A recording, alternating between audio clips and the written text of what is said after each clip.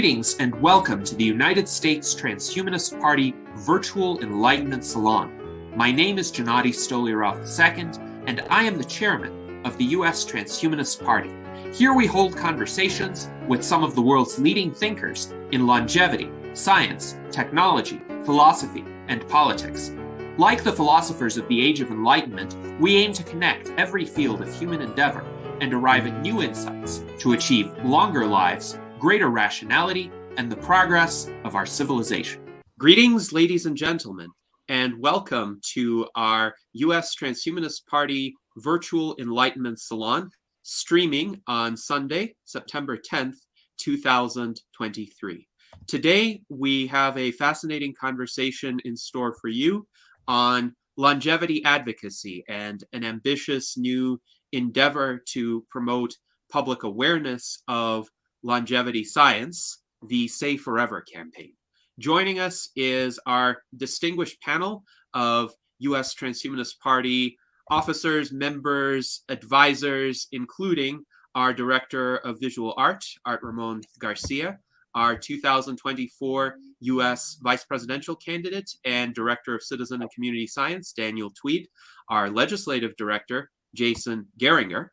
We also have our technology advisor and foreign ambassador in Spain, Dr. Jose Cordero. And joining us also is Dr. Aubrey de Grey, who is the president and chief science officer of the Longevity Escape Velocity Foundation, or LEVF, also a distinguished guest on several of our prior virtual enlightenment salons. So we're pleased to have such a distinguished group today. And our special guest and presenter will be Anastasia Egorova, who is the co-founder and CEO of Open Longevity. We've had several conversations with Open Longevity already this year, including in February and April of 2023, when Anastasia presented quite a few of the aspects of her organization to a panel of representatives from other transhumanist organizations, including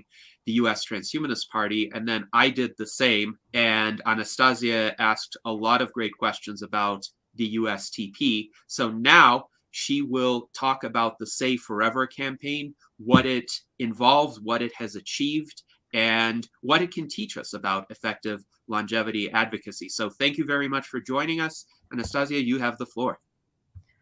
Oh, wow. I'm so happy to be here. Thank you for having me. Kind of nervous. I don't know why, though I know all of you. Okay, so Say Forever. I mean, I'm happy to say some of you, most of you heard about it. So let me tell you a bit more what the thing is about. We still call it Ice Bucket Challenge for Longevity because this was the initial goal. We were very much excited with Ice Bucket Challenge campaign back in the days was the best example of how you create something from nothing. Like basically people were just interested in this cause and very important medical cause, and just on the pure will and no resources at all, they created something, they fundraised, they did some research afterwards. This was amazing, and a lot of folks were involved. Just the basic grassroots campaign, it was very exciting. That's why we were looking for something Ice Bucket Challenge ish for longevity cause. That's why it's still here on my first slide here. But what is it now? What's the Say Forever campaign now? So yeah, this is the group of people, friendly people that are very excited about longevity mostly. And yeah, you probably heard that we do street surveys. This is our major format right now. But over these months, I would say it has grown more than that. So Say Forever is, what is that? And I'm starting really heavy here. It's moral imperative and moral progress. And why is it so important for us? Well, right now, longevity industry, how does it look like? More conferences, more biotech companies, startups, more scientists. Well, I would say not enough. It looks like it's growing, but I would say not enough, but it is. And we see this surface. But I would say the cause is a little bit lost. people are not talking about life extension on these scientific conferences. They are mostly interested in like solving this or that, or maybe even profit from it, or see the immediate result if they're getting involved into like biohacking part of longevity industry. But where I get into forget, the major cause we got into longevity is staying alive. And it's so bizarre to me, it's so weird that we don't call things as they are. And I don't think it helps the movement a lot. I think we see, well, a wave stagnation right now. We kind of see the growth in number of initiatives and conferences, but we don't see the growth in life extension itself. Are there like a lot of news of the new compounds extending lab animals recently? No, we don't really see that anymore. So I don't want the major message to be lost anymore. I want to call things as they are. And I want us to be focused on the moral part of longevity of what we do. And when I'm talking about moral imperatives, I should probably like show you what's like the list for us. And here's the one that we are currently using. It's an open longevity website. If you're like pressing the join button on our first screen, this is what you will see. There's like 8 major rules we abide, but we can work on them. But basically, this is what we all agree on, like the group of people that are doing our surveys. We mostly agree on that being alive is better than being dead, and this is the most important thing for us. Or like I personally like the number 7 here. We haven't tried everything possible to achieve immortality yet. Radical life extension requires our involvement. What does it mean? It means that if a person says that, well, immortality is impossible, well, yeah, maybe, probably, but we haven't tried everything yet to say that it's impossible. But also people that are, well, over optimistic and say, yeah, like singularity is just like it's behind the corner, just somewhere in 15, 20 years, we will see radical life extension on its own, it's just happening naturally. Well, I don't agree with that either. I would say it won't happen if we are not personally actively involved in it. So this is just like 2 examples of what our moral imperatives are. Yeah, another thing I would just really like to say here is we as longevity movement, we are competing with other values, other ideas in the world for resources. We need a lot of resources for our research, and there are other groups of people interested in absolutely different things, and longevity is not the most popular within this. And when we try to compete with them, we try to talk like economical part of it. Some say, hey, you can profit from that. Well, I personally cannot guarantee you that. Some say, hey, it must be good for government. It must save us money because people won't get sick. They will be able to work longer. Well, I cannot guarantee that either. And to be frank, well, maybe it will be the opposite, frankly. We cannot guarantee these things. What we are, like our competitive advantage of longevity movement is, and I'm going back here, is our moral, ethical part. There is nothing stronger and bolder to say than, hey, saving human lives is good, and not doing that is bad. And yeah, and I think that the moral part of longevity is our major competitive advantage, and we're not using it enough in the movement. Is, if anything, we're hiding this part. We're hiding this part, and we're trying to say, hey, we're into healthy longevity, like natural aging, whatever, like bullshit. It has nothing to do with life extension, and there are more and more of that. And right now we see like CEOs of major longevity institutions are advertising a new flavor of a supplement, like longevity supplement. What are we doing even? Like, this is how longevity industry is looking right now. So yeah, I would like for all of us to be bolder in the statements, call things as they are, and let's say forever campaign is the tool, is the media, is the way of saying what you actually think. Share your morals with the world, and yeah, moral progress, this is what we're interested in here. Maybe campaigning for longevity is something that will lead to moral progress. But going forward, what is Say Forever also? So these 8 rules, or maybe like some others, you can take a look later. It's obviously a collective, it's a well, Say Forever right now is a group of people. Some of them are doing street surveys, some are just being online, but collectively we are like super active together. We're daily, hourly, we are in our group chats and on Telegram, since recently on Twitter, group chat, in some other media, we have calls always. And it's collective intelligence. We share our thoughts, and quite a lot of people are very, very active and add some like valuable input in our strategy, in our like wording, in our ethics that we try to present.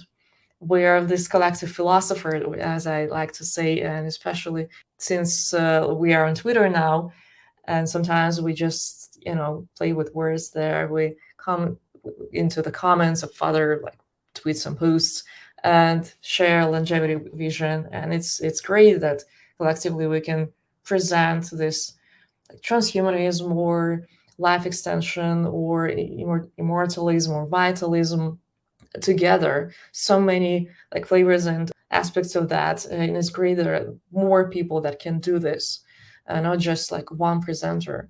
And yeah, we're a collective advertiser, a collective fundraiser, hopefully. It's great to work together here. And why do we have this collective right now? Is because we're saying, hey, do you agree that life extension is great? And they say, yeah, I do agree with that. What do I do if I agree with that? I want to do something. I want to be active. And we say, yeah, you can just join us and do something about it together. So the group of people that we have right now, they are all united with this like moral imperative that life extension, that life is the most valuable thing we have. And yeah, this is our like Twitter network score. This chart looks very boring right now, and I'm sorry for that. But at this moment, as we're speaking, my colleagues from the network are working on a better visuals for that. But right now it's a competition, and you can see, by the way, that U.S. Transhumanist Party is on the second place, just after Nathan Chan here. And this is really fun. Most of us who joined our Twitter competition recently didn't have Twitter account at all. But us working together, we now have followers. We now learned how to use this network, how to actually be effective on that, how to do something about it. And I cannot emphasize it enough. Twitter is the major media if you want to do some like politics, some policy, if you want to create some new trend. You cannot sleep on Twitter. Sorry, X. I'm pretty sure everyone will still call it Twitter. But yeah, hopefully we will have better visuals for this competition chart soon. And right now you can just join our Say Forever network on Twitter. This is a very, very simple form. You can just put your Twitter handle there and join us. This means that you will also agree to be in this public chart here. And and be part of our Say Forever list on Twitter, and be a part of our conversation of better strategies on Twitter. I just want to say that right now, if we want to actually create some waves, some trend, longevity trend in the world, we need Twitter, right? And how many Twitter celebrities in longevity movement are there? You can look up how many followers like Peter Diamandis has or David Sinclair has, and these are like two, like, okay, so Brian Johnson right now is very popular. I mean, there are a handful, like 10 or 12 people with maybe hundreds of thousands, or rather tens of thousands. It's not a lot. It's quite a lot if you just join the network. I mean, if you just join this social network, the Twitter. But it's not a lot in the scale of Twitter itself. Actual celebrities there, they have millions. So we are still not really visible outside of our bubble. But collectively, like together, see what we did here with this chart? Like within a month, people who, like most of them, don't even speak English. I must be honest with you. But they learn how to use all the tools. They weren't confident enough to tweet in English. I mean, they can't read, they understand what they're saying there. But collectively, they just created this, sorry, I'm repeating the same word there, collective philosopher there. And we can help each other grow the number of followers, representation, and whatnot. We can go and create very interesting conversations with other people outside of our bubble. And I just invite you to join us on this tool. So yeah, we're not just doing street surveys now because, well, objectively, not everyone can join. It's just sometimes you cannot do that. And there is a limit of how fast this way of promoting the idea can grow. And we're only interested in the ways that have this acceleration potential. So yeah, if we constantly test different ways of get people involved, different ways of affect the longevity industry. And if we see that this tool or this approach doesn't have this acceleration thing about it feature, we're trying to test some new things. So we're still doing the surveys, don't get me wrong, but right now we can see that, well, yeah, Twitter is actually a really great tool. We have to be there. It grows naturally. So next thing, Say Forever. What is it? It's an easy entrance and instructions for anyone who wants to transfer from observer to participant. People are interested in longevity movement. Some are following like this YouTube channel, for instance, or some others. Some are following, I don't know, like reading books on longevity, or even occasionally going to like this or that conference or meeting. But I wouldn't say there are many ways to be actively involved, not just follow, but affect what's happening to the field. If you want to accelerate the process, and well, you would rather want to do that because our lives are at stakes and we cannot just relax, sit and wait for other people to actually solve aging. This is too much of an important thing to not be actively involved in it. Again, our lives are at stake. So if you want to be actively involved, what do you do if you are not a scientist, or you cannot like start a startup, or you don't even believe that it's yet another business that will solve longevity? What do you do then? Well, this is how longevity field is being seen from outside, right? Very rich people are doing weird stuff that is like questionable, morally questionable, and also not affordable. Or some people are like in longevity from outside. They're just, okay, this is a scientist or this is a business person. I will never be able to do this or that. So I'm not joining this. I'm just observing. Let them do them and we'll just see. I don't want that. I don't want to be seen weird, and I don't want this like bubble that is not inviting for other folks, because longevity is a very well easy idea. Staying alive is good, dying is bad. There is nothing super fancy about it. It has to be inclusive. It's for everyone. Yeah, and we started to come up with ideas how to get people involved actively. What tasks can we give them for them to do something useful and easy? Both, right? And we started with this street surveys in May or April even. Yeah, this is us doing this all over the country, all over US and other countries too. And since then, we started to do Say Forever days every first Saturday of the month. And we just had one, September 2nd was yet another Say Forever day. On a Say Forever day, we publish a new script, so a list of questions for you to ask the people on the streets. And you just, take your notepad, take our script, and go ask people on the streets what they think about longevity. We ask a couple of questions and always ask, how long do you want to live? As human scientists invented anti-aging therapy, it's affordable to everyone, and you will stay young and healthy, and there are no side effects. So we picture this perfect picture and ask people how long they want to live, and also some other things, and see the correlation. Well, we try to evaluate the correlation there. So this is our campaign. Yes, we collect some data and we present some insights afterwards. Sometimes we have enough data to present it, sometimes not. But what is most important here is, well, you have a chance to speak people on the street about longevity and maybe introduce them to the field. And also people that are interested in longevity locally in their city, in their country, sometimes they don't have nothing to do. And finally, they have something, they have a community to join and do something useful. And I really like it. I like that Longevity Biotech Fellowship has local chapters right now. and they're mostly like focused in bringing people into the industry. So, well, the script that they're given, they're more intricate in how they introduce people into the field. They have to be professionals, and it's great. We really like it. But there are people that don't want to be like professionals in the field, but want to be involved too. And so, we give them these scripts or some other really easy tasks to do. Well, we try to make them easy. Yeah, this is our current script, the September one. There are only 2 questions here. First is, would you like to see the future in 300 years? And the second is like, how long do you want to live, assuming blah, blah, blah, blah. And yeah, this is the form.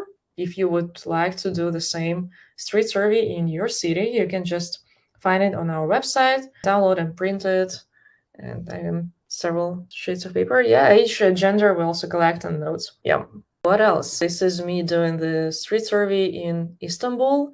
I highly recommend doing the Safe Forever campaign while you travel, because it's not that awkward to do this, not in the city that you know, always in your city where you live. Yeah, if you're embarrassed about your neighbors, yeah, this is not scary at all.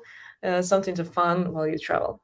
And you can see that we had language barrier with locals, but Google Translate, well, it's working. Yeah, so how to say forever? What are other things to do if you want to be actively involved? Street outreach is our first format. Twitter network, friendly competition. Please be involved in Twitter. You can be part of competition. If you don't want to be part of competition, just join us. Twitter, it helps to have a Twitter representation, even for you personally. And it's easier to do this in a group. So yeah, Twitter, obviously art, you can create memes, you can do park installations. We had huge blocks on the tree and called it like a time tree. And people like to take pictures with objects like that. And yeah, we did that. You can also add some QR codes to these clocks. Why not? Longevity unboxing is something that we would try out sooner. We tried this in Russian. I think we will have to do this in English soon too. We do data collections, we do petitions. Well, whatever you want to do in politics, even, you need a group of people who are ready to do something. Well, actively charged people. When you have a petition ready, where do you get the signatures from? Yeah, if we will, you can just send it to us. We will try to find, signees. Yeah. Oh, that is another way of doing the Save Forever. Misha is doing this on chat roulette. I know this is a very weird network, but still, it's a very easy way to be actively involved. If you don't know how to do like anything, if you don't have access, if you have language barrier, if you don't feel safe or confident enough to go into the streets, just talk to people online and maybe even record and post it later. Why not? At least we have this option for you listed. What else? Oh yeah, this is our art project in Suzalu, our visual survey. We place these numbers on the ground and ask people how long they want to leave, and they stand next to the numbers. Yep, this is us preparing the whole thing. Took us some time. Here we go. Yeah, I need to edit and post it a little bit later.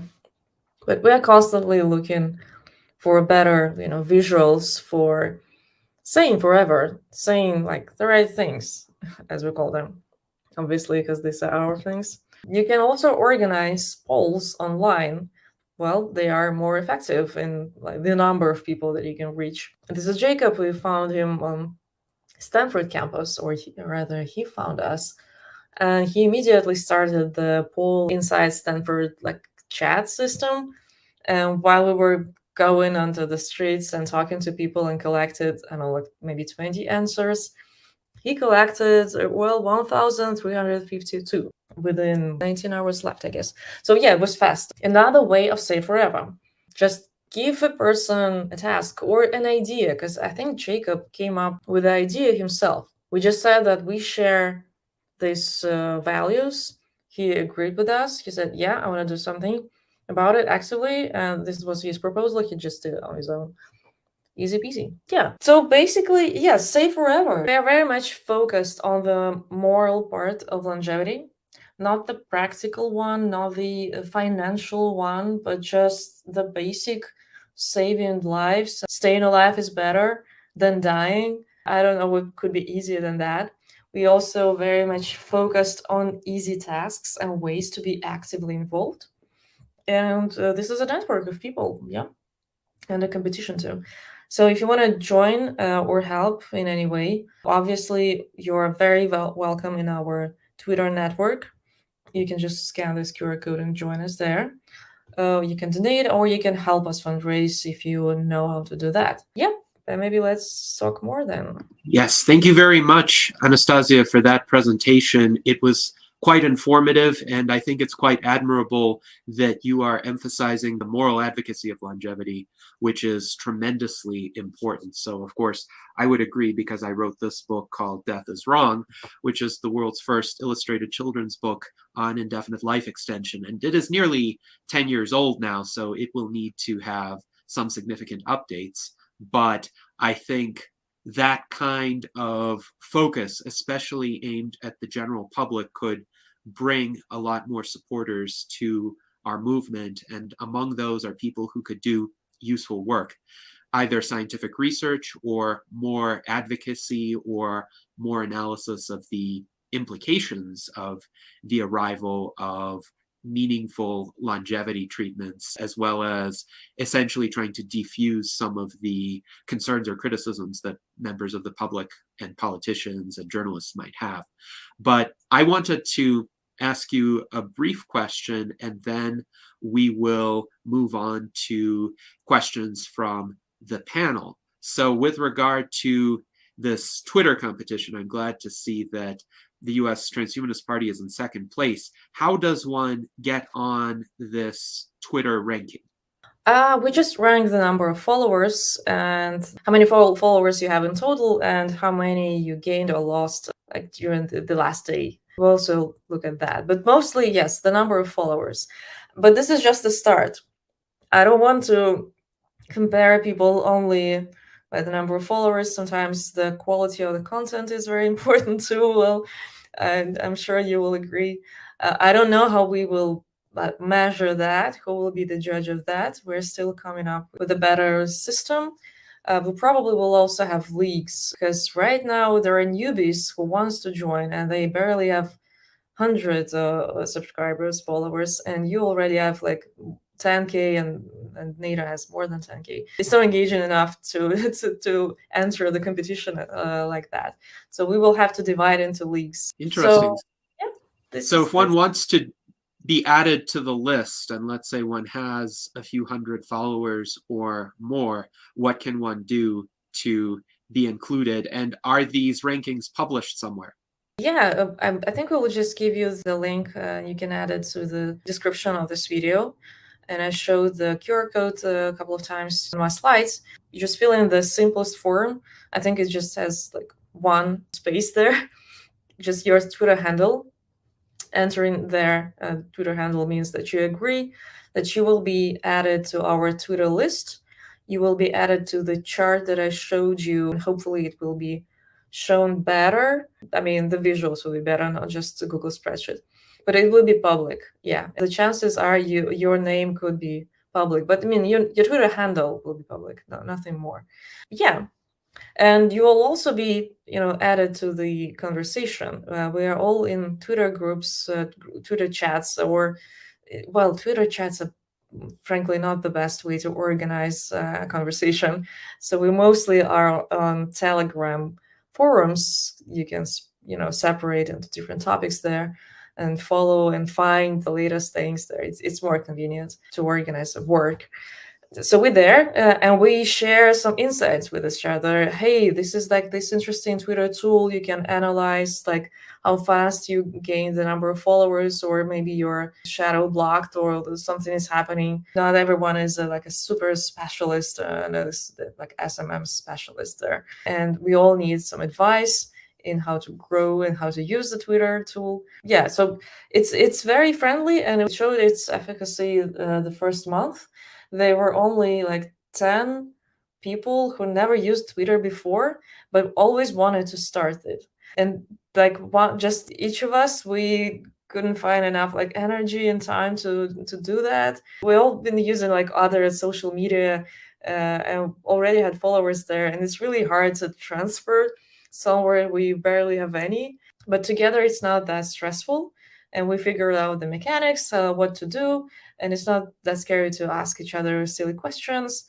Yeah, and also we followed each other, so immediately from like nothing, we all gained followers, and the number of followers is still growing naturally. If you join the network now, the chances are, well, you will subscribe to some people that are interested in, and people will subscribe back if your description is interesting, if you have like a picture, preferably. If people look at your account and understand what that is going to be about. So pretty easy tools there. And also X, not Twitter anymore, they added some, financial tools recently. I'm not sure you can use them with just 100 of followers, but it's a motivation. It's just an additional motivation to stay there, maybe even profit from being an advocate. If you become a great enough advocate, you'll have also a chance to live with that. But what's the most important thing is that together, like longevity crowd has to create this presence, Twitter presence. And I want our ideas, our morals to be represented and to be explained better. As there are only people that are, hopefully talking about this. They're actually not really talking about this. Nobody cares. But those who do, they barely understand what the thing is about. And I want to explain better. I want to bring it all, all of the philosophical complexity that we came up with together. And I want to do this, but I want people to have, motivation to stay on Twitter. And Twitter, as a very successful business network, it knows how to keep people inside. It does it for me. I don't have to motivate people to poke them, to my volunteers. Hey, work, tweet. Twitter actually, motivates them themselves with the likes and all. That's why I don't encourage everyone in our network to like everyone. You should like only something that you actually like. Otherwise, the likes won't work as motivation tool. Let's not break this mechanics with people. But anyway, us being there and also competing with each other and helping each other. Hey, I just gained 100 followers. How did you do that? This or that. But I'm going to tell you, but I will also do my thing, but take the first place. We managed to combine both the competition and also helping out each other in growing there. Yeah. Excellent. Well, I really like your comment about Twitter as a motivational tool, and indeed it seems to motivate certain kinds of productivity, at least productivity in terms of spreading the word, in terms of outreach. And Aubrey, of course, has been prolific in using his Twitter account to inform people of longevity events as well as his own insights into the field. So, Aubrey, perhaps you have a question or a comment for Anastasia. Sure. Yeah, thanks. So great to see you here, Nastia. A couple of things. First of all, a couple of comments, then a couple of questions. Yeah, I'm particularly sad that you couldn't make it to Dublin this year, but you're definitely coming next year. We haven't got dates yet, but we're going to be announcing those very soon. But part of the reason I say that is because there are a couple of things that happened in Dublin which may be a good thing for what you're doing and for what we're all doing. In particular, there may be a sign that this year will be a tipping point. So I've always been a little reluctant to draw a hard line between the moral arguments for doing something about aging and the practical arguments. It seems to me that it could be argued, and it actually is argued by some people, that it's not moral to aim unrealistically high because it distracts from what we can do that is realistic. So the question is, what's realistic, of course, as you said earlier in your remarks. And here are the two things. The first thing is the X Prize. There's a couple of people here who were in Dublin on one of the days during the conference.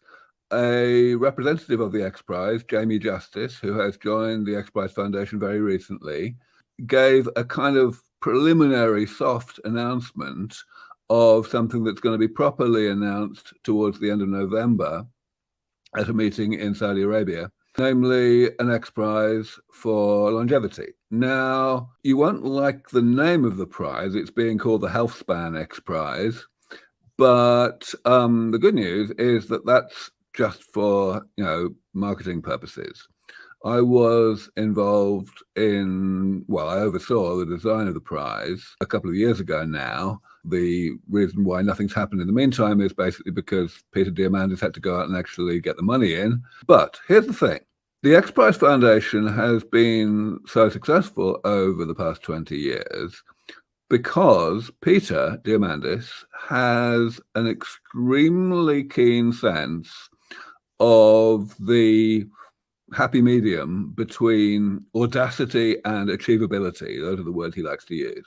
I've been working with him, chatting with him for maybe 15 years about doing a longevity prize. And we never got anywhere because we never found a formula that would achieve that happy medium in his eyes until now. So, I can't describe anything that hasn't been described publicly because a lot of people would be very angry if I did. But in November, you will see what this is all about. And the thing is, that to me is a big tipping point. That what's achievable and what's audacious have now come close enough together to be able to be combined. The other thing that happened in Dublin, which I kind of soft announced, is something that I actually sent you, Nastia, earlier today. And I wonder if you've got some comments about why I sent you it, namely the open letters to decision makers and policymakers that you guys have been working on. You didn't mention any of that in your remarks just now, so I wonder if you could say something about it. But the reason why I'm particularly interested is because in Dublin, I announced that Brian Kennedy and I have been working along with Martin O'Dea on getting some text together, which is not as audacious as, say, Forever might want, but it's a lot more audacious than anything that's been done before. And we've been able to bring together already rather a large number of really A-list luminaries from the field, and we're going to be launching that fairly soon. So, Anastasia, can you talk about your open letters, please? Yeah, I'm sad that I couldn't be there in Dublin. It's another visa for me. It's very complicated, but hopefully next time. But yeah, it's great to hear the news and the open letters. So we have some people in our group, and they're interested and focused on different aspects and different projects. And Vladimir is interested in open letter. He wants to work on that. We have nothing against it. Obviously, it's great to have an open letter stating some very important things and gather signatures there. We're just not me and Misha. We're not super focused on it because we want to grow the field, grow the network first, for them to sign all the letters we want. Because if we will start signing now, well, it's gonna be yet another change.org. No one is actually caring about the open letter. I will just send you his details if you're interested, and Please do. I will be very curious to see your open letter. It's not open yet, right? Right, but I sent it to you by email today. Oh yeah, I haven't seen it yet. Sorry. Okay. So yeah, to anyone here who wants to reach to me, Aubrey is using email, and it's great that most of your emails got to me on time. Just pure coincidence, by the way, because I'm not really often go to my email. I'm mostly on social media, as you can tell. So Twitter or Telegram Messenger is the fastest way to get me. But yeah, Aubrey, I will take a look at it. Of course, yeah, I'm very interested, even if it's not as audacious as we want. If there is nothing we are opposed with, hooray to that. It's great. If you want our signatures, our help with it, I'm sure our folks will be happy to join. And also, we are not super strict with our I mean, we kind of are and are not. It's hard to tell. Like, we're welcoming a lot of folks into our network. Some are not that like radical. Some are not ready to stay forever. They like the name. They understand like it's like just good branding, but they're not really like 100% on board with the forever word. Okay, it's fine if you agree with other important things that are important to us. You are also welcome. So if your letter is not 100% ours, doesn't mean that we wouldn't like it. Yeah. And actually, Gennady just put the link to Vladimir's letters in the chat. Okay, great. Yeah. Yeah, Yes. Vladimir Shakirov. Yeah, this is him. Great. And the competition, the X Prize. Well, this was not the first longevity competition that Peter launched, the X Prize. Let's see how this one will be new from the previous ones. Well, it kind of is the first, actually. I mean, I'm not sure what you're referring to. He's done a genomics prize before. He's done a few things like that, but this is the first bona fide aging prize. Oh, is it? I'm pretty sure there was another one. Let me look into that then. Okay, yeah, let's see what the terms are. Hopefully he's not saying that bring me an anti-aging drug and I will grant you the prize, because this will be ridiculous. It's a bit better than that. No? Okay, cool. All right. Well, some promising news coming up, both in regard to the declaration that Aubrey and Brian Kennedy have put together and are quite actively gathering signatories for, as well as the open letter that Vladimir Shakirov has prepared. And that letter has gone through multiple iterations, but a link will be included in the description of this video for people to check that out. Now I would like to invite Dr. Jose Cordero to pose his question. Well, first of all, congratulations, Anastasia, for all you are doing. And I love, obviously, the idea of Safe Forever. And I share completely all your concerns. As you can see in my back is my book, my global bestseller, which is also published in a dozen languages, The Death of Death. And it has a subtitle, The Scientific Possibility of Physical Immortality and Its Moral Defense. So I totally support your idea. This is the most moral imperative. Actually, talking about Peter Diamandis, because we have been mentioning the X Prize, he went to the Vatican, to the Science Committee of the Vatican, and he said something really incredible. The morality of immortality and the immorality of mortality. I think this is very deep concept, the morality of immortality and the immorality of mortality. I also explain in my book that human rights begin with the right to life. And actually, I think it's the only right, because if you are not alive, you have no other rights. You have no right of property. You have no right of privacy. You have no right of liberty. So even though the United Nations has the human rights, and the first one is the right to life, it should be right number 1, number 2, number 3, number 4, number 5, because without the right to life, there are no other rights. So I just wanted to make that comment. Also, I do have a question, because October 1st and the whole month of October is Longevity Day.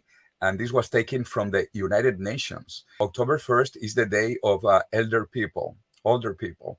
And so 10 years ago, a group of people, we decided to hijack that holiday, that date, and change it to the Longevity Day. So October 1st now, for 10 years, has been celebrated as Longevity Day. And in fact, the whole month of October, we call Longevity Month. In Madrid, I am organizing a big march, a demonstration, taking banners, talking about longevity and the importance longevity is for Madrid and for Spain. In fact, let me tell you, the European Union released some statistics last month, and Spain has the longest lifespan of all of European countries, and Madrid is the capital with the longest life expectancy in the European Union. So this is very important to Madrid and to Spain, because we have the longest life expectancy. as the capital and as the country, followed closely by Italy and other countries, but Spain is number one right now, according to the statistics of the European Union. And that is why we are doing this march, this demonstration on October 1st, and we will release a manifesto. We will have a longevity manifesto from Madrid and Spain. And so my question, Save Forever, what kind of activities are you planning for October 1st, Longevity Day, and for the whole month of October as Longevity Month?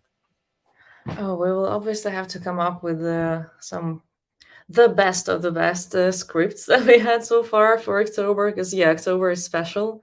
It's a longevity month, it's true. We haven't decided yet. It's almost in a month. Yeah, we'll have to think about it, but we'll definitely will be part of it. It is important.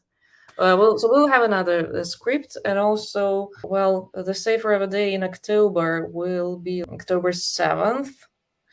And at first, okay, it's even better, more festives, more celebrations during October. I don't know, we haven't decided yet. Let me continue with the International Longevity Alliance.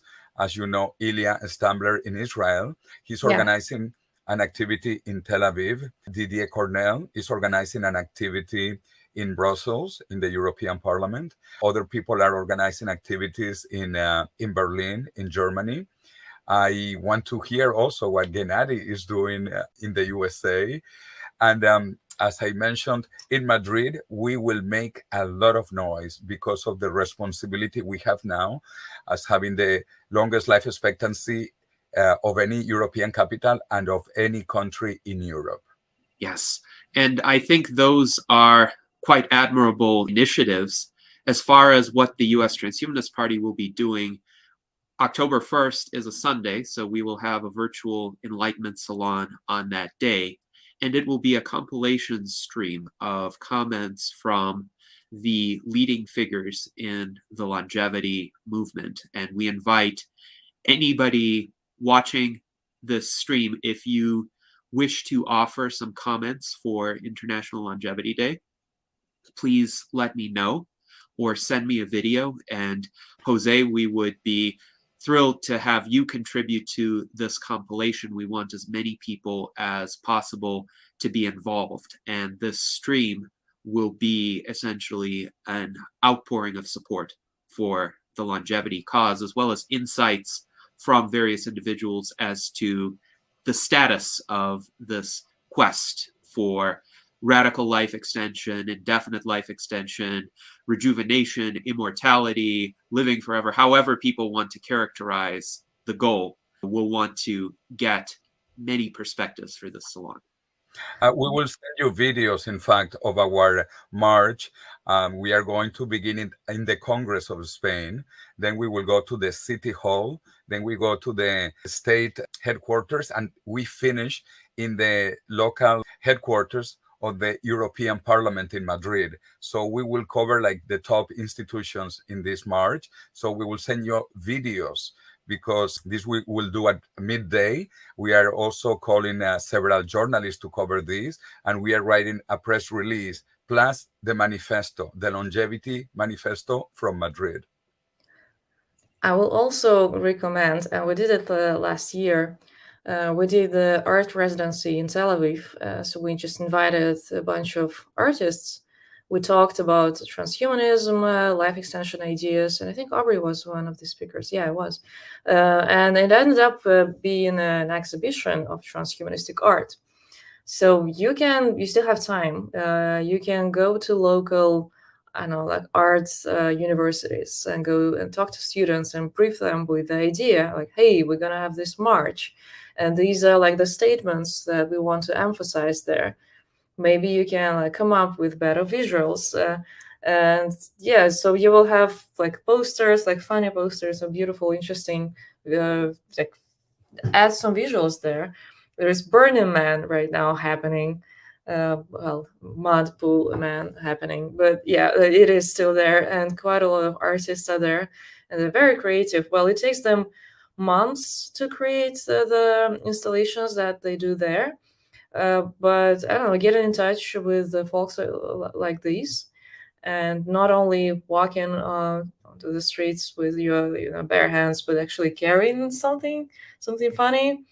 Because it has to be not only about the old people, but also about I don't know, like life, and how do we actually achieve life extension. I mean, there are many things to visualize there, and I have nothing against old people, but no.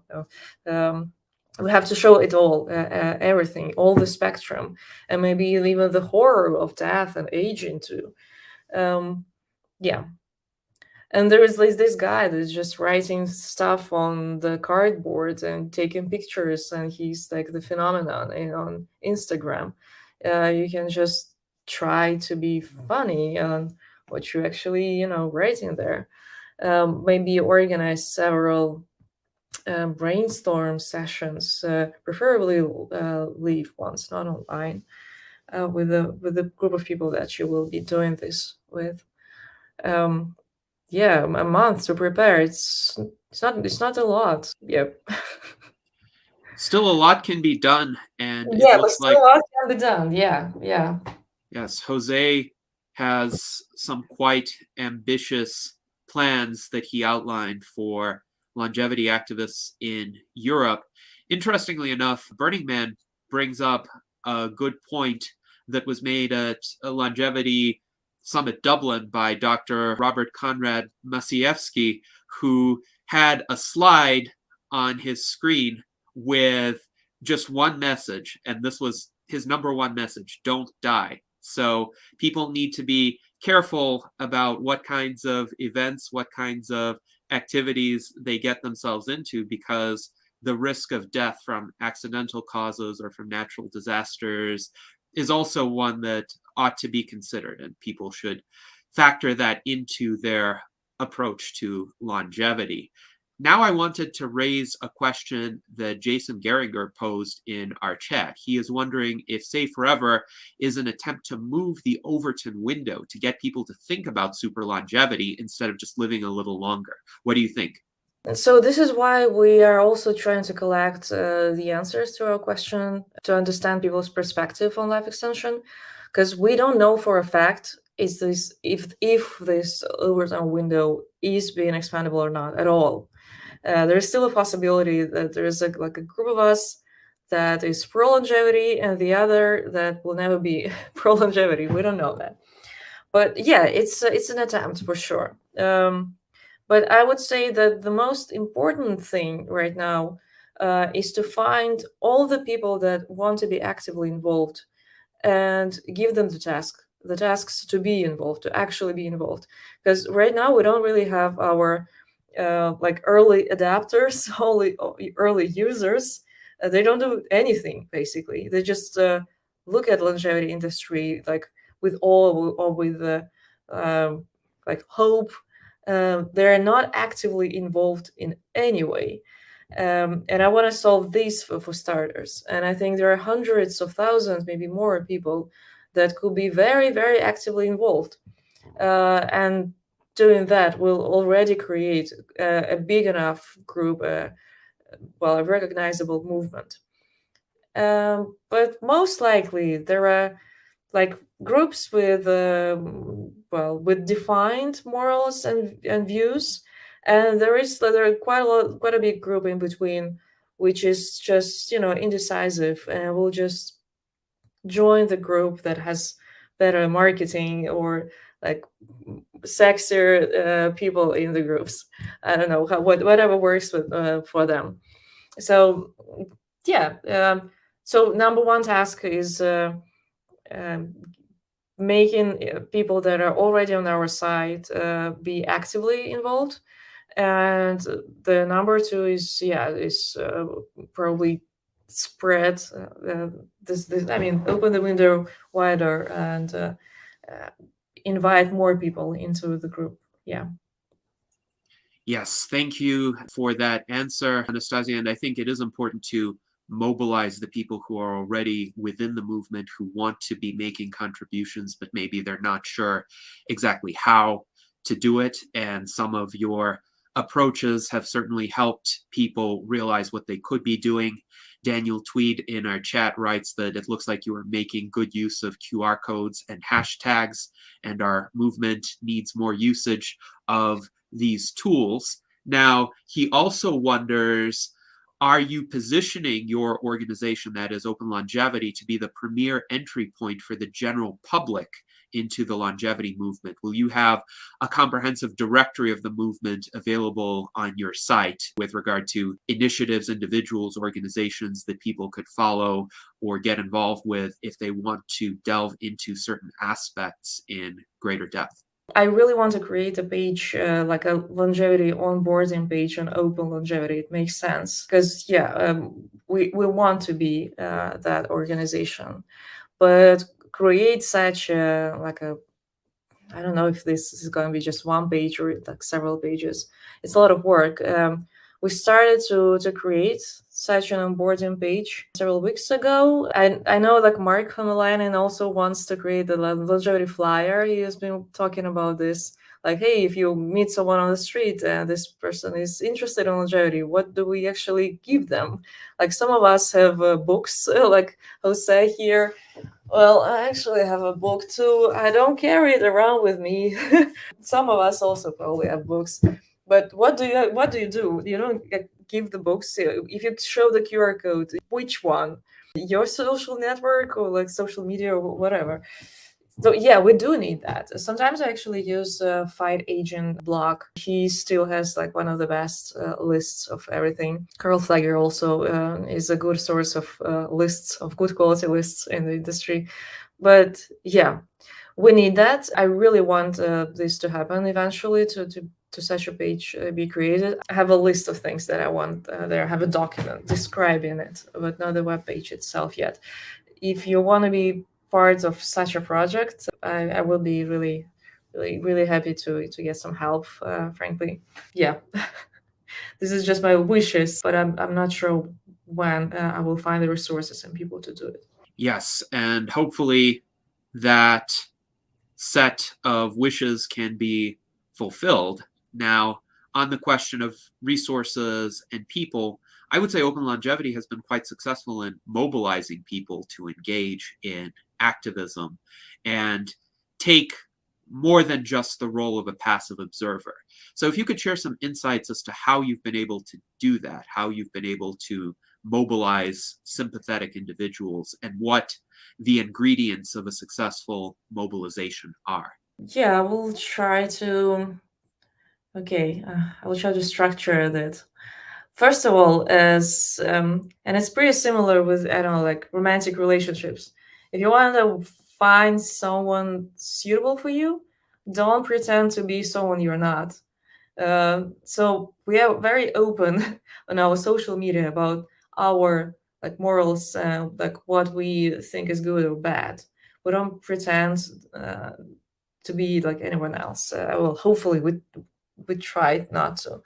And this attracts the right type of people, at least the people that are close to us and that we can go forward with. If we are constantly talking about, hey, proactive is very important, being proactive is very important, you will get proactive people. Then, well, we communicate with people a lot. We don't plan to make a group chat. We do it. We just do it daily. I have so many group chats, and they're all very active. Some of us are working on longevity, just it's a full-time job. Sometimes we manage to find some funding for that. Sometimes we struggle, like most of the time we struggle, but without at least like 3 or 4 people constantly working on that as a full-time job, I don't think it's possible.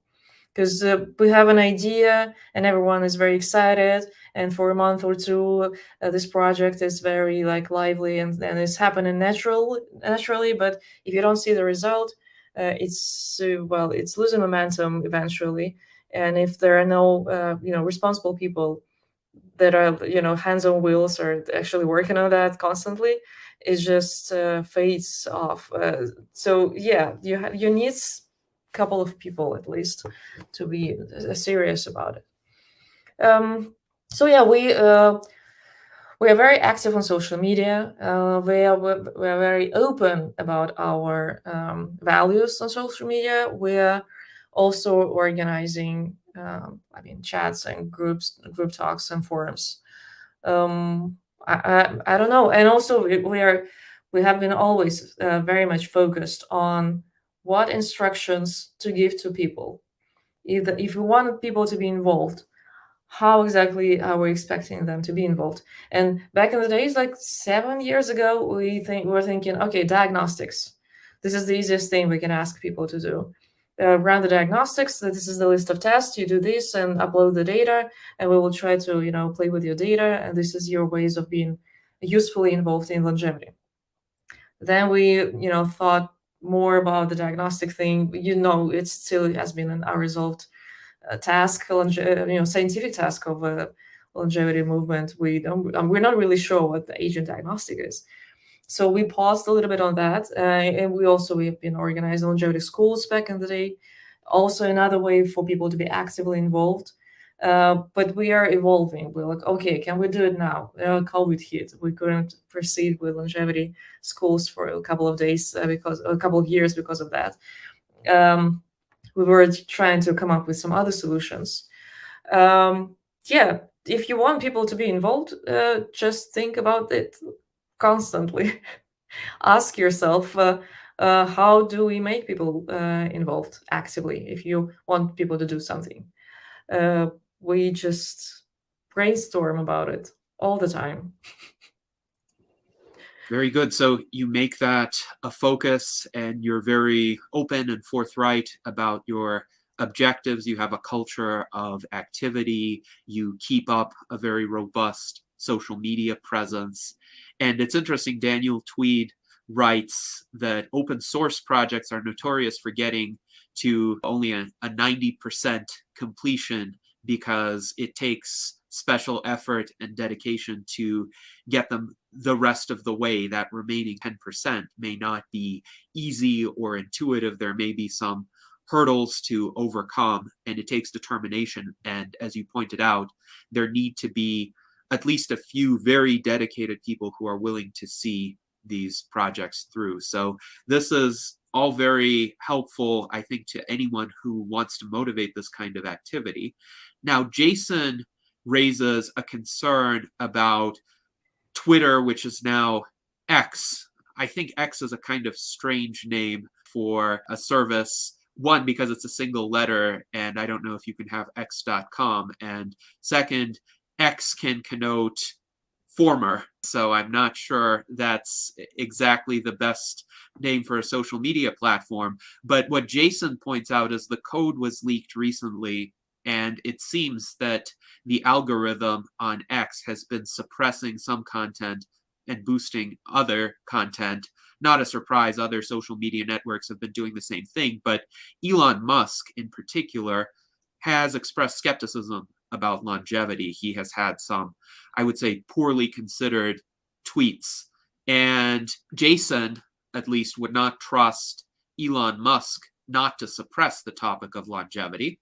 On the other hand, Elon Musk has spoken about the importance of free speech. So do you think X, formerly known as Twitter, is the kind of platform where longevity advocates will have free reign, where even if the owner doesn't agree with us, he won't deploy algorithms to de-emphasize our messages? That's a good question. And I ask myself the same question all the time. No, it makes sense. He controls Twitter, obviously, and he's not for longevity, openly not. So there is a question there. We don't know, and frankly, I'm pretty sure that Elon doesn't know either. I don't think he has any plans against longevity. He doesn't care too much about it. To have like this villain plan against longevity. I will block this content though. I'm pretty sure we don't really get that much of attention. Hopefully we will. Well, while it's still the most strong political instrument, we have to use it. But it's not like if you are just a blogger, right, you will just build your account there, your presence there, and if something happens with your account, well, you're fucked. You will have to recreate this account on some other platform. Hopefully it won't be hopefully there still will be some other social media not owned by just one or two people on the planet. But yeah, but if you're a network, as we are, and there are hopefully in the future thousands of people, we will just be able to migrate to other network or create another, like a third network of our own. It's not that everything will be lost in vain, as if when Elon decides to block longevity content, like totally, which frankly, I doubt this will happen. And also, it's kind of fun that he's against it, because not everyone likes Elon. Not everyone likes what he's done to Twitter, starting with the change of the name, with rebranding, and us arguing with him. It wins us some audience first, and also it's a great excuse to create content. He tweets something, and I have like so many ways and excuses and like entrance to create my tweets, like to joke around it. If Twitter, if imagine if Elon would be just like vanilla about longevity, I think more people will first of all hate longevity even more, and also what will I tweet about? I need someone to argue with. I don't know. I'm not too worried about Elon yet. And if something happens, I think we will just migrate elsewhere. Yes. Well, yeah, that's what we do too. We keep spread across different platforms, so that way, yeah, it's redundancy is good. A network. Good. Yeah. Go ahead, Manny. Yes, and I agree about redundancy, diversification. I also agree with arguing with Elon Musk on Twitter. So when he first made his remarks and criticism of longevity, I made a post that reads, "Sorry, Elon Musk, death is no more essential to human progress than car crashes are to automotive progress. Think more rationally." So I was urging him to think more rationally. I don't know if he has accepted that challenge quite yet, but if enough people engage with him on this, perhaps he will at least amplify the topic a bit. Yeah. Now, I wonder also in regard to the health span rhetoric, Daniel suggested that Elon Musk probably would not suppress commentary on health span. Of course, I think it's quite important how that commentary is made. If somebody talks about promoting health span but not lifespan, I think that would be counterproductive, because that's the whole compression of morbidity paradigm, where people who are healthy up until their late 80s or 90s all of a sudden would drop dead.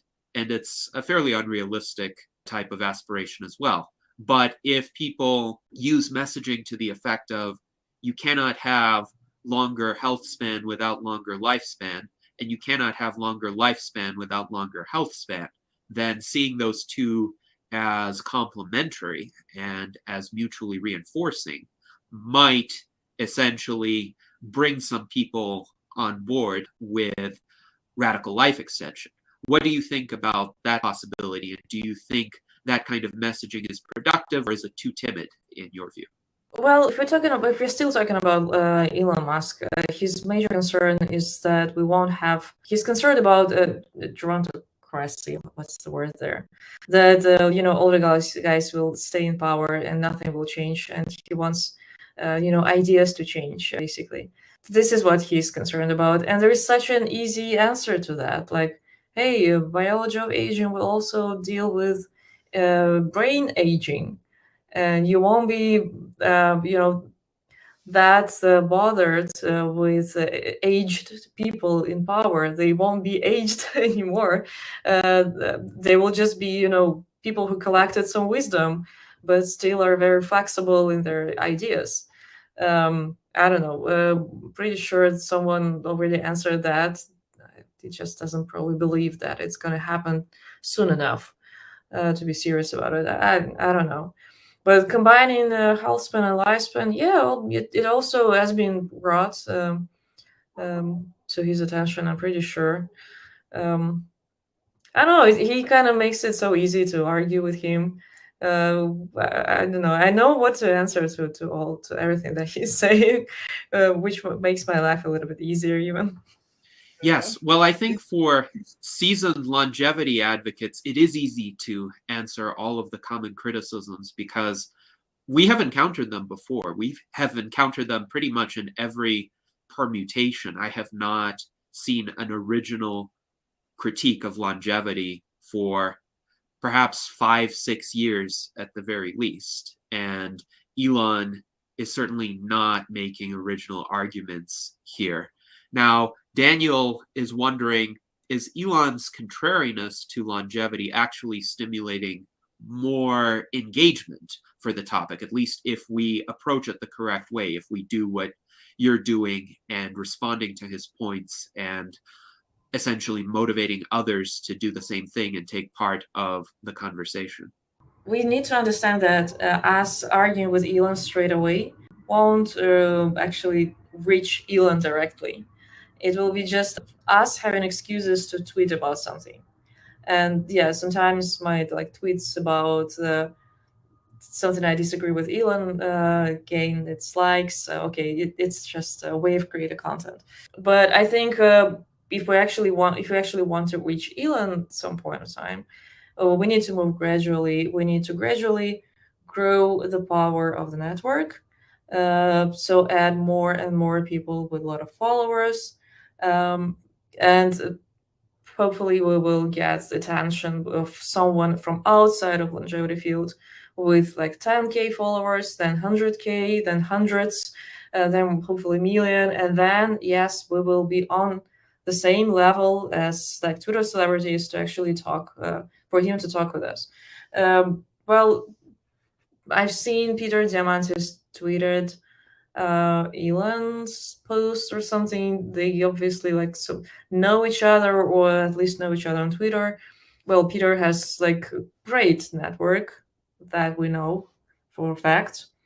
So I'm pretty sure they just know each other personally.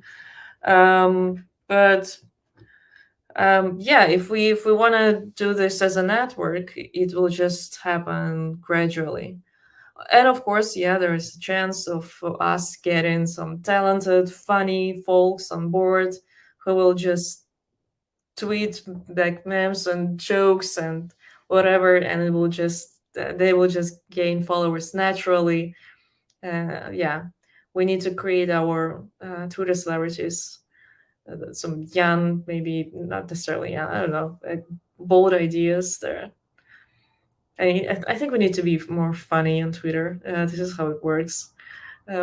Please don't be just boring and patronizing, moralizing. Yeah, this is our strong suit. We can be very complex and layered and thought through in our philosophy, which is great. But also people go there to have some fun, to what's the word there, to doom scroll, right? And you need some fun content too. Please don't forget about it on Twitter. But you do you. We all are different. The network will be consistent of people of very different styles. Some will be joking, some will be I don't know, presenting some very complicated content about their scientific research, even in biology. Well, why not? Let's see, let the best man win. Yeah. Yes, indeed. And let us experiment with various approaches, including humorous or lighthearted approaches that might reach certain audiences, especially people who are there for kind of a quick fix of entertainment, but we could channel that entertainment in constructive directions. And Jason says that he thinks you are exactly right about gerontocracy, and that Elon does not understand that the brain will be young and we will retain the plasticity of mind. Now I wanted to go to Ramon Garcia to see if he has any questions. Not so much questions, maybe some ideas. Maybe if you can sort of, if you have the opportunity to target your survey events, say like at a public memorial when someone famous dies. I know there's a lot of people who gather, provided they died of like old age, not a mass shooting or something. That might be a good place to target, to do a survey event at these public memorials. It's usually like a celebrity of some type, where people just gather someplace and create one. And maybe another place to sort of target a survey event is some sort of sport that is really risky. And the other thing that sort of comes to mind are like base jumpers. So you've got a bunch of base jumpers and they're jumping off a cliff and parachuting down. Maybe that would be a good place to target, and I'm sure there are other sporting type events that are kind of dangerous. That would be a good place to target. Just some thoughts. So you just want to start with people hating on us, right? Us stopping whatever they like to do. Like, hey, maybe it's not that of a good idea to jump. You've been planning for this for weeks. Maybe don't do this. It's stupid. It would be very subtle. It would be very subtle. You'd have to. No, I like your actually. I like it. Like we were, Misha had the ideas of interrupting funerals, like stealing the body and I don't know, like putting into like a freezer or something. Introduce them to cryonics in some creative way. Yeah. So sometimes you have to. Sometimes you can be. I don't know. You not necessarily will be liked by everyone, but you will be seen and you will get into news and you will get your followers. Maybe not these exact people, but some others. Who knows? Yeah, let's be creative. So Daniel writes, would you rather die doing what you love or live forever doing what you love? And I think that is perhaps a message that we could communicate to people who say, well, I enjoy this activity. I don't care if it shortens my life because I'm doing what I love. Well, maybe you can get the best of both worlds. And it doesn't require doing something to make people hate us. It, I think, sometimes just requires making a rational argument about essentially the relative merits of doing an activity or not doing it, or taking certain safeguards and precautions, because that could always be an option for people as well. Now, I want to make sure that everybody gets to ask at least one more question. And I have a few, but I want to go to Jose to see if he would like to ask anything further or expand upon what was previously discussed. Well, thank you, Gennady. I want to emphasize again the moral imperative indeed. Human rights, the number one human right, and number two, and number three, and number four is the right to life of everybody, not just young people, older people too. So this is my emphasis. Also, in advanced economies, in the OECD, 90% of the people die of age-related diseases. 90%. This is the major cause of dying for all advanced economies. That is incredible. That means that 10% is all the other causes of death altogether.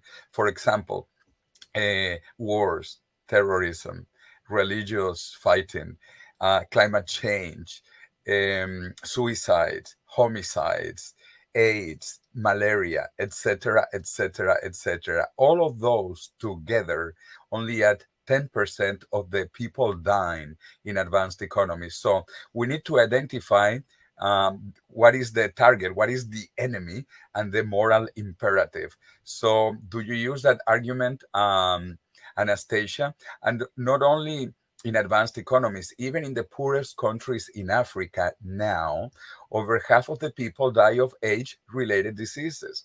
Of course, people still die of malaria, AIDS, accidents, etc., etc., etc. But even in the poorest countries, over half of the people die of age-related diseases. So we need to understand that this is truly a moral imperative, because this is killing everybody in the planet, and it is the number one cause of death and suffering for humanity. I think people understand that, frankly. I know. Well, I know this argument. We have been using it too. Of course, yes, aging is the major cause of death and age-related diseases. But well, my guess is people don't go into fighting aging because they don't believe that spending their as little resources as they have on that will actually get them anywhere. They would rather live their life as it is, enjoy at least some of it, rather than fight for something. It's just people that are under like our umbrella of morals. They think that this is like the thing that makes the most sense is to try to make your life longer. As soon as you realize that this is a possibility, I mean, it's possible to act in favor of life extension. There is something for all of us to do in this sense. As soon as you realize it, all other activity is just so mundane, so not important anymore. I don't know. Maybe we need to introduce people to more options, what to actually do in favor of life extension. Maybe then they will be more actively involved. But that's Let me continue, because the COVID pandemic, which is a very small pandemic in historic terms. For example, the bubonic plague, the Black Death, killed 1 out of every 3 Europeans. The third of the European population died. Or the Spanish flu, which was not a Spanish and it was not the flu, killed 50 million people a century ago, which is equivalent of 200 million people. That was a real big pandemic. Or AIDS. AIDS has killed 40 million people already.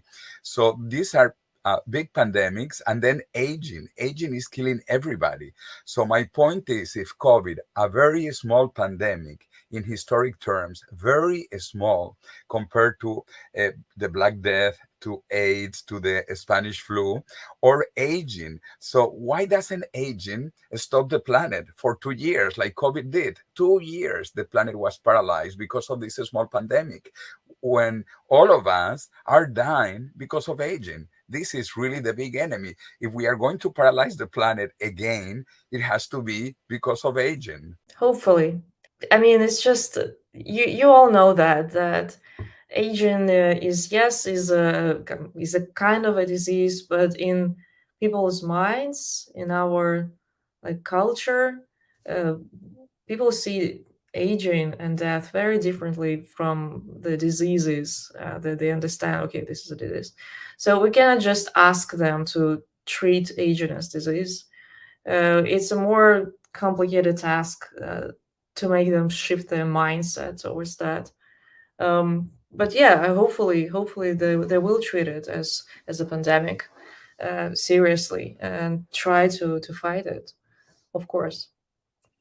Yes, I think there's an issue where aging is seen as a problem that is so overwhelming that, as many thinkers have put it, including Aubrey himself, people have had strong incentives throughout human history to just put it out of their minds and focus on the day-to-day aspects of their lives that they could control. And to some extent, we have seen that happening with COVID as well. The SARS-CoV-2 virus has not been eradicated, yet a lot of people act right now as if the pandemic is completely over, even though the virus is still circulating, it's mutating, they could still get infected and they could still get serious health consequences. And what people should be advocating for is a universal vaccine or a universal antibody that works against all COVID variants. But we don't see the same kind of push for that as we saw for some of the much less productive measures early on in the pandemic. I think because a lot of people have just resigned themselves to thinking, oh, this virus is just going to remain around and keep infecting people, and we need to figure out ways to move on with our lives. And yet there's still this problem. And aging is a much larger scale example of this. It has been so overwhelming that for millennia, our culture has developed coping mechanisms that are difficult to overcome. And Jason writes, well, yeah, it's a little overwhelming. It's a fight with death itself. What is more epic than that? So giving people the understanding that this is an epic fight, that they can be heroes in this struggle, perhaps as a way to overcome it. But what do you think about that? Is that conviction of one being a hero in this fight something that can be sustained over a long period of time and with large segments of the population? Yeah, it's a good idea. It's nice to fight this epic battle. Maybe for some it will be, encouraging enough, motivating enough. Just this realization. But we are very much on the on the side of the game where, okay, instructions. If people want to join this epic fight, what exactly would they do? And I think more people will join if they will be given the instructions first. Yeah. Let's figure out how to get people into this fight, more people into this fight, not just talk about everything, but think about solutions, how to grow longevity field, life extension field more. A longevity field is like semi existing right now, not moving fast enough, but life extension field is close to non-existing. The field that is, stating this goal is the major one. I mean, this is like my perspective. And if we want to grow this field, we need to think about it constantly. How do we do that? What do we ask people to do to grow the field? Because if they just follow some folks on social media and read the books and call this being in the epic war against death, nope, we're not winning this war against death. Sorry, I'm not sure it will work. So would you say the difference between longevity and life extension in terms of the terminology that you're using is longevity would seek to extend lifespans, but more within a kind of typical range? So average lifespans would go up maybe by 10, 15 years, whereas life extension would be extending maximum lifespan. And without extending maximum lifespan, you're not really practicing life extension. Is that how you would distinguish the two terms? I mean, I'm okay with the longevity word. Longevity, means longevity, long life. If only all, the rest of the world will see long life in longevity. But for some reason, like historically, it's a more safe word. Longevity also means, anti-aging topical creams. Longevity also means very safe supplements and diets and stuff like this. This is also longevity. So longevity, it's just, it's just it is as it is. It's just a very broad, word, and there are many things inside of it. And usually, if you say longevity, most of the folks won't even won't even think that you are talking about radical life extension. Yeah, I don't know. It doesn't really mean that. But we can all understand different word differently. But sometimes it's good to clarify that, radical life extension. This is what I'm into mostly. Yes. Immortality. Yes, and I have no compunctions about using the word immortality or the term living forever. I think extending maximum lifespan is an important objective, and it should definitely be emphasized as part of the set of goals that we should strive toward in the fairly proximate future, really as soon as we can achieve that. But in practice, of course, it would take at least 7 years for maximum lifespan to be extended, because the oldest person right now is 116 years old. So she would need to, if she survives, live for at least 7 years to reach 123. But I hope that that can be achieved sometime in the not too distant future. So I wanted to ask Daniel if he has another question. Yeah, I like your work, Anastasia. I think it's a useful to ease people into the immortality topic with things like health span, and even I'm thinking we can look at how past cultures have left time capsule kinds of things. Maybe that's a way to ease people into the long-term thinking of our movement, with maybe talk about communication span. And I know we have the Arctic Seed Vault in Svalbard on that island up in the Arctic Circle. And I know there's also a data version in the same mountain now where they're actually storing like QR codes of data. So, I think all these things are positive reinforcers for this long-term thinking that we're trying to get people to have. I was curious, are you still doing the ice bucket challenge? Because I'd be willing to dump a bucket of cold ice water. What do you do? Say forever and then splash? You cannot go into this river twice. It worked for cell. It doesn't work for longevity. If you just use a bucket of cold water, nobody will think that this is for longevity. Though in California, it has become very, very popular to these cold plunges. I don't know, there's something with cold water and people doing something about their health.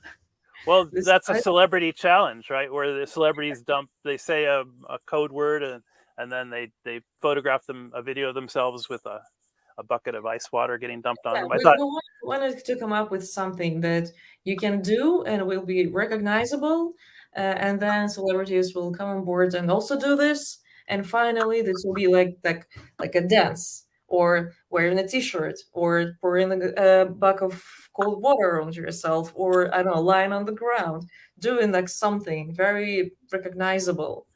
And this will be, this is for longevity. All right. We were thinking about, okay, what do we do? What would be the action? And we couldn't come up with anything because we are very much into rational thinking here. We cannot waste our time doing weird stuff. So I like that we way towards street surveys, because this is also like a semi-recognizable, maybe not that bold of a bucket of water, but still something, but also makes sense. Especially for longevity. That's why the street surveys actually stuck. But this is not the only way how you say forever. Yeah, it's kind of like the die-in protests where people do civil disobedience by lying all around. Maybe you could do something like a live forever in, where people carry a sign with the age that they want to be. We like people that are ready to change themselves to like White House or something, to actually state something. Yeah, but then if you're not on the streets doing anything, you're not recognizable as a movement.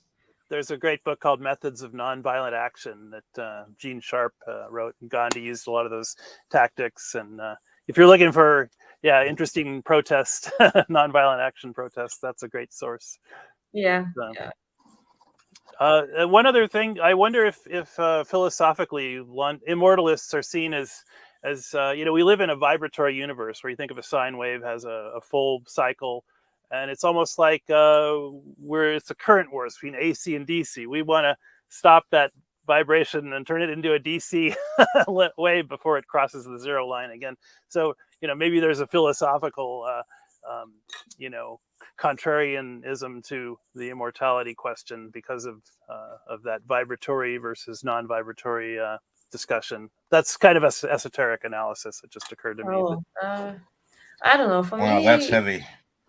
Yeah, I don't go that deep, frankly. And immortality, it can be unachievable. It's too over. What's the word there? Sorry. It's very abstract, right? We cannot even fathom what immortality is. But it's a good goal. It's a good direction.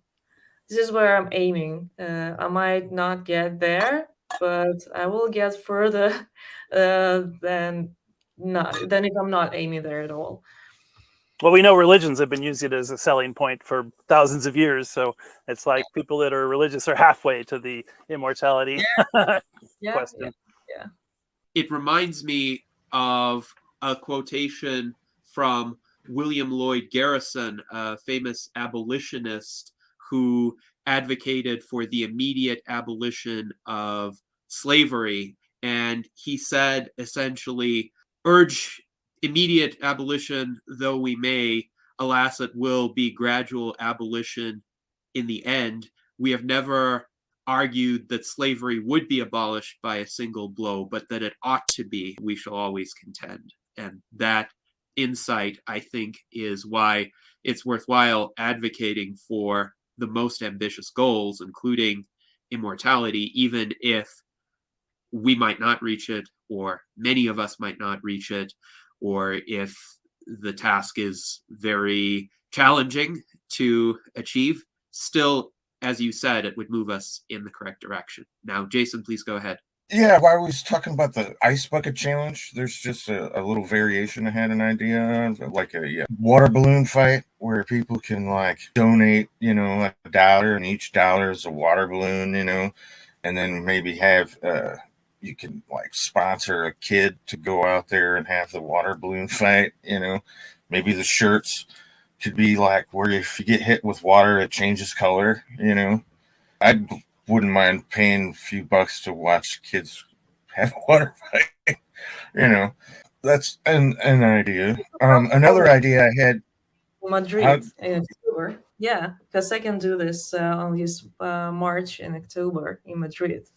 Little idea. Another little idea I had. You gotta know how you got the visuals for the street and how the people are on the street for how long they want to live or whatever. You could make a digital one of that. They got AI tools now where you can make yourself look back and forth, looking younger and looking older, and you know what I mean?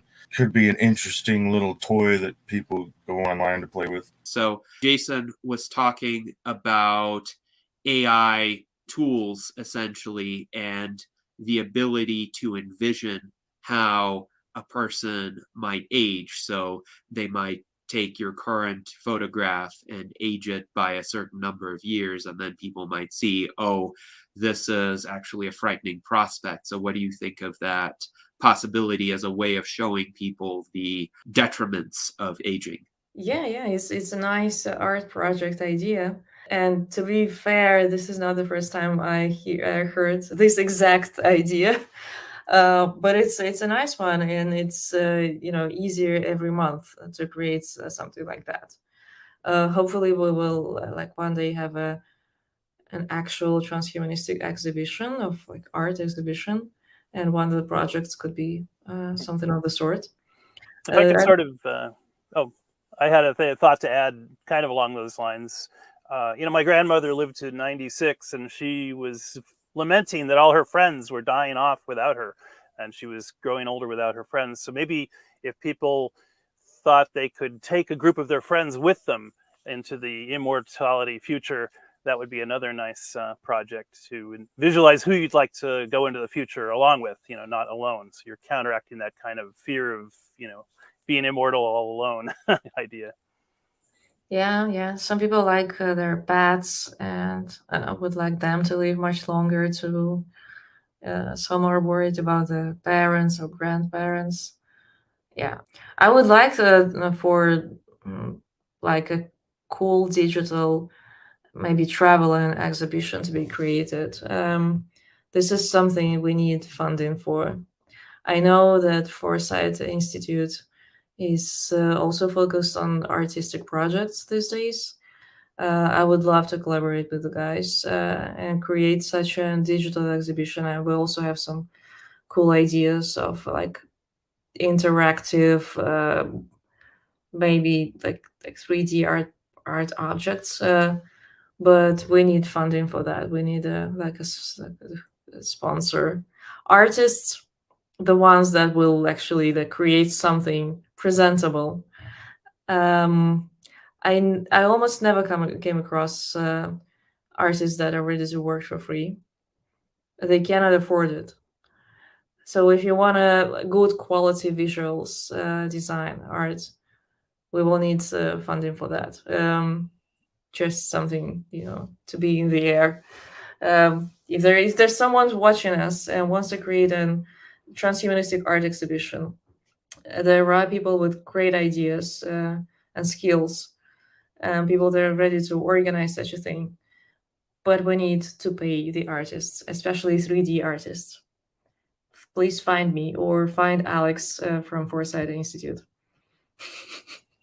And we do have quite a few talented artists in the transhumanist community, including many who use generative AI, which has lowered the barrier to entry. I'm actually hoping, as part of a future Virtual Enlightenment Salon stream, to hold a virtual concert where, alongside my musical compositions, which have been remastered by Jason, as well as a few which have been remastered by others, there will be generative artworks displayed by various members of the transhumanist community, showing various potential futures of humanity, as well as some other interesting scenery that has been generated using these relatively quite new tools.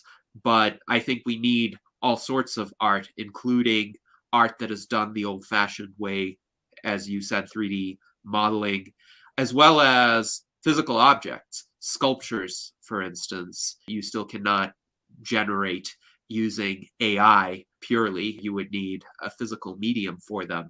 And in one of our prior salons, Discovering the Human Advantages of Transhumanists, Art Ramon walked us through his creative process and how he creates essentially artworks that have this physical dimensionality to them that AI would not be able to readily replicate. So I think we need all kinds in this movement, and every art form is a potential gateway for more individuals to discover longevity, radical life extension, transhumanism, any of these aspirations.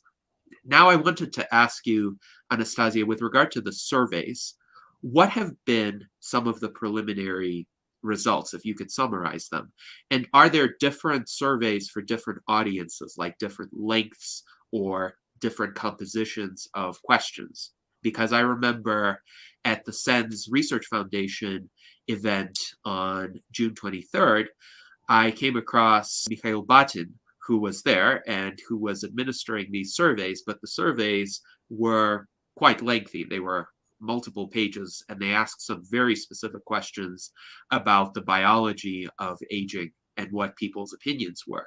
So I assume those are not the surveys that you would necessarily hand out on the street. So you do have different surveys for different attendees, different audiences, based on what you think their prior knowledge level or level of involvement would be.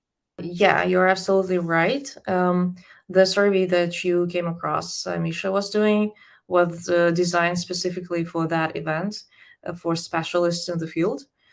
We can use it one more time or adjust it a little bit. Like soon there's going to be a RED conference in LA, and we will use like some variation of this survey again, I guess.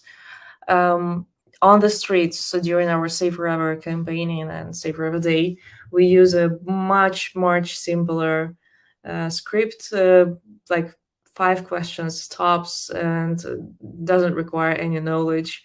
It's just, people's perception on very basic things. So yeah, these are different things. We also have a third option, third questionnaire. It's 100 questions. It's online, and it's about people's perception of death and life extension in general. It's more complicated. It doesn't require special knowledge, but it's lengthy. And you just need to take your time and do this. We use it for big groups of people to then apply cluster analysis, to then apply some network theory to build the networks of people. We are really big fans of network theory. We apply it to both genetic analysis and to analysis of people that we build the networks, basically. So yeah, we also have projects like these too. So thank you for asking. Different audiences, different situations require different surveys, and hopefully we will create even more surveys after that, because sooner or later we will have a big enough group of people who agree with our morals, but are not active yet. There's something holding them from transferring into this next superposition of active volunteers or whatnot. And we need to learn how to shift people there. So we need to create another questionnaire to understand people better. If you agree with me on everything, what holds you from sponsoring the research? What holds you from joining the movement? Just another idea of what's the next an intricate and complicated questionnaire we probably will create next. As to what insights we got, well, we mostly approach the approachable people. So we don't really get yet, and this is not the goal. The representative group of people in this or that area. We mostly want to talk to as many people as possible, because this is also an outreach campaign. But people we do talk to, up to 20% answer that they want to live forever. They use this exact word, imagine, not knowing about life extension industry at all. So people want to live extremely longer. It's just somewhere deep inside them. And this is a big enough audience for us. And quite a lot of people want to live, well, maybe not forever, but long, quite long. Also, I think most of the people are hearing this question for the first time in their life. They haven't been even thinking about it, considering life extension. So, especially in States, I was kind of surprised how little people heard about life extension industry at all. So it affects the industry, I'm pretty sure. People, they're just being faced with this question for the first time in their life. So their answer might be like, whoa, I don't know, like 70, 80. What do you want from me? Like, weird people, goodbye. And this is understandable. Maybe if I would be faced with this question out of the blue, maybe this will be my reaction to it. I'm not sure. So popularization seems to be also a very important thing. Making people, to know that there were some advances in life extension. Some compounds seem to be extending the lifespans of animals, and gene therapy is also a cool tool. We extended the lifespan of worms 10 times. You think about it. When we asked people if they heard about life extension industry at all, I was surprised that, well, some people assumed they heard about scientists. Not a lot of people heard about Calico company, and not a single person, I don't think anywhere, we talked to 100 people, heard that there were advances in research, that scientists actually managed to extend lifespan on animals in the lab. I don't think we ever got a single yes to this question. And I was like, okay, all right. And this is the major one, I guess. If you haven't heard about that, then yeah, I'm not surprised you don't have any hopes for this industry at all. Yeah. So what else? There were some other interesting insights. Another personal insight from talking to people and such, I would say that people that want to live forever, that are more radical in their answers, are also more altruistic. They are more ready to work in the movement. They want to do something, and this moral part is what moves them most.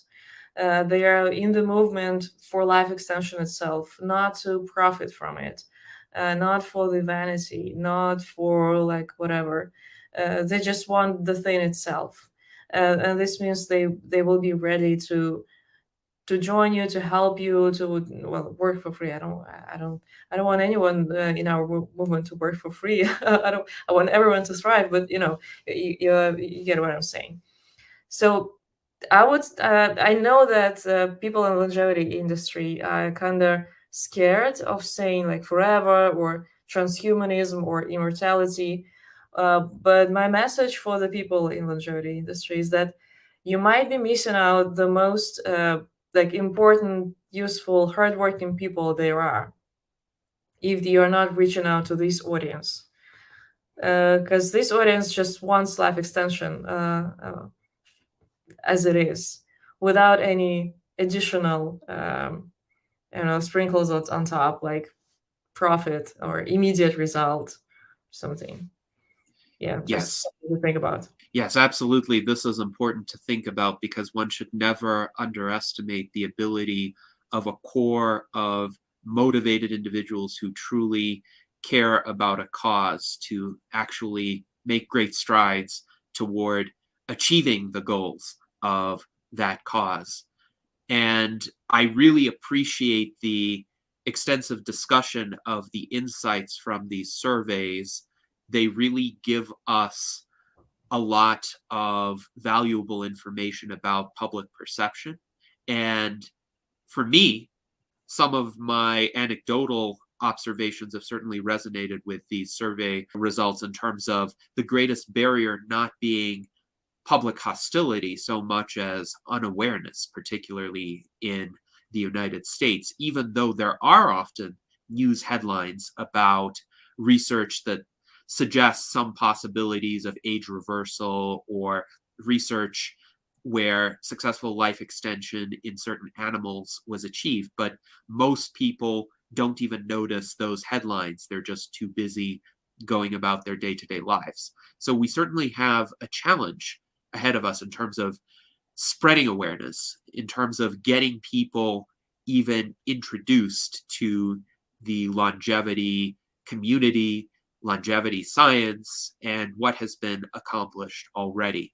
But fortunately, we do have a lot of dedicated individuals now within our community who are willing to do what the Save Forever campaign is doing now. So that gives me a lot of hope.